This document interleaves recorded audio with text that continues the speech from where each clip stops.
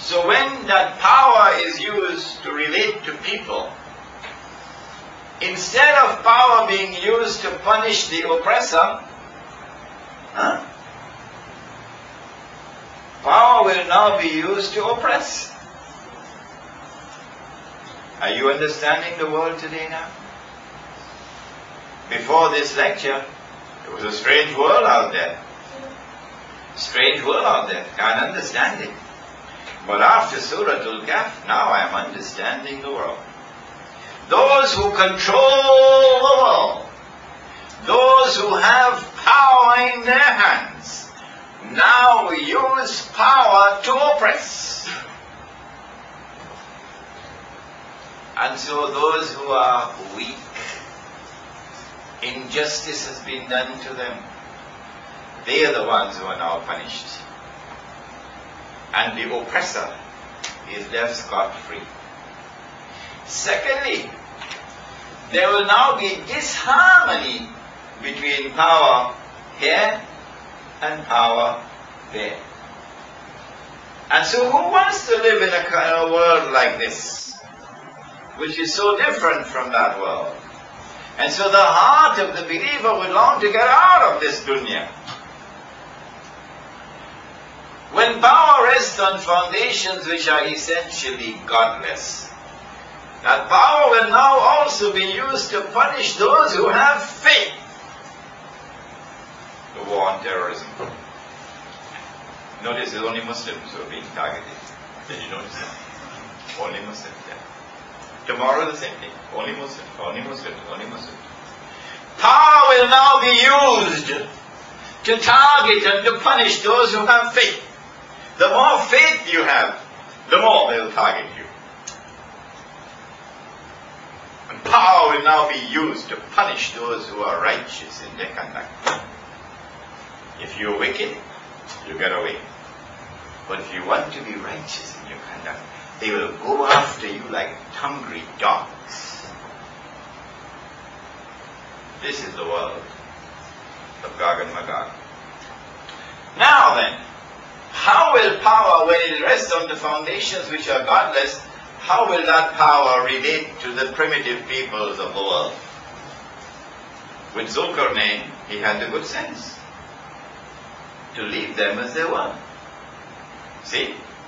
But no, when Gog and Magog are released, you will see the world experiencing this strange phenomenon, that power will now be used to ruthlessly destroy the primitive way of life.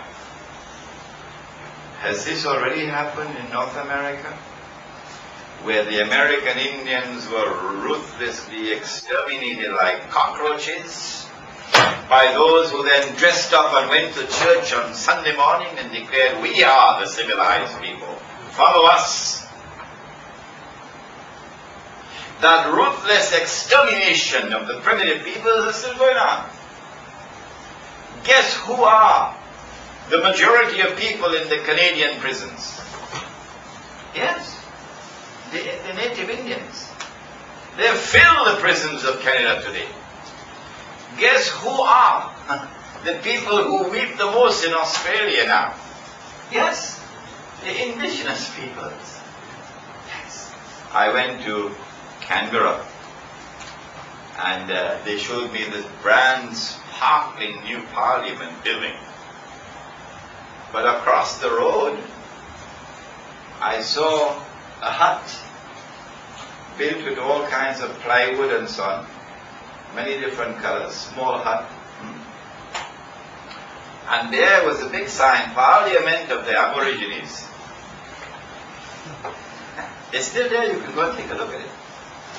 And so the primitive peoples of the world are going to be targeted and attacked, and the primitive way of life will be destroyed, stamped on ruthlessly by a people who have no humanity, no kindness. They know nothing about it.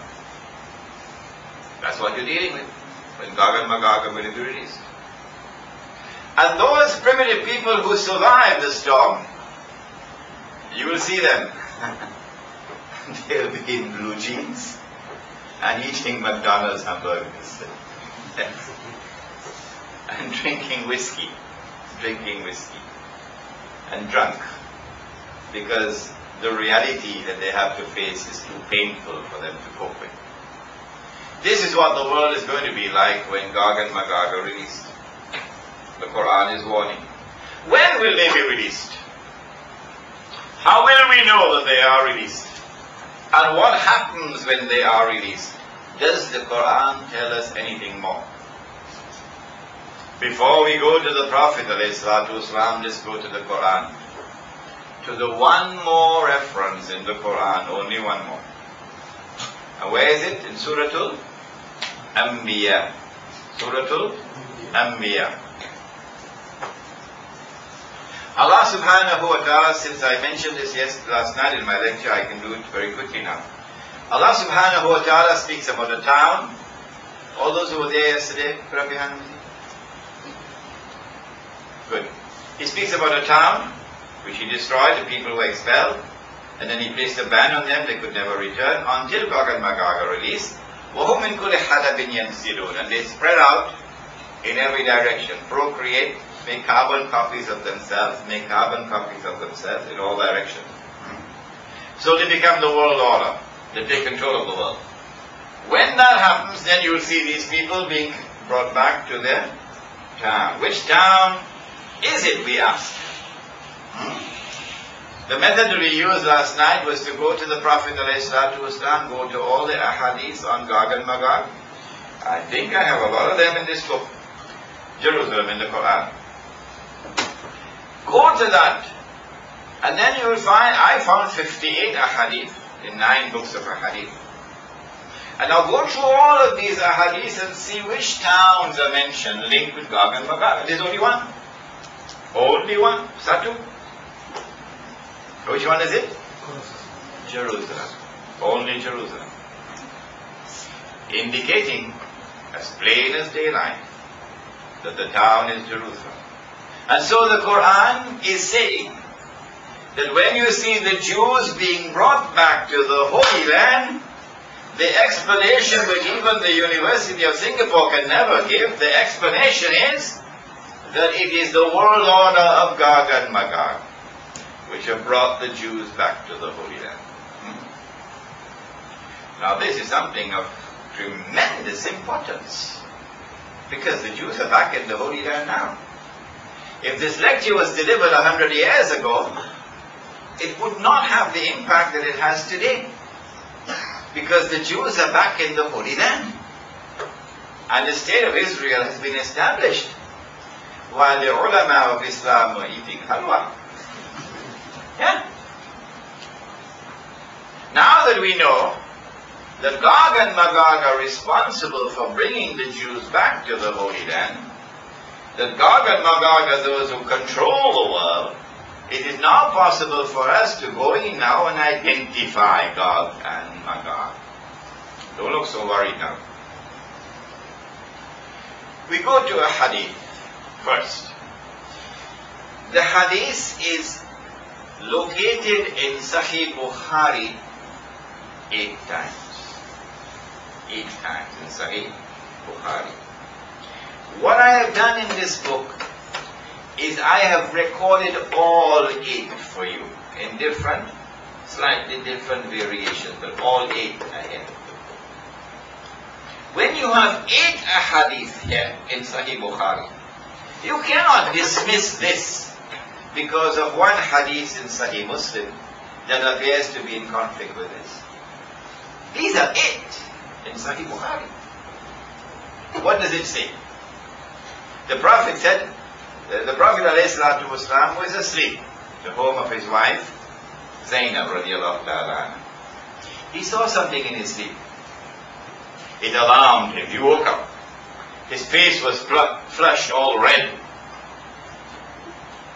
And he said, Waylul lil Arab, woe unto the Arabs, min sharrin qad iktarama, because of a great evil which will now come upon them.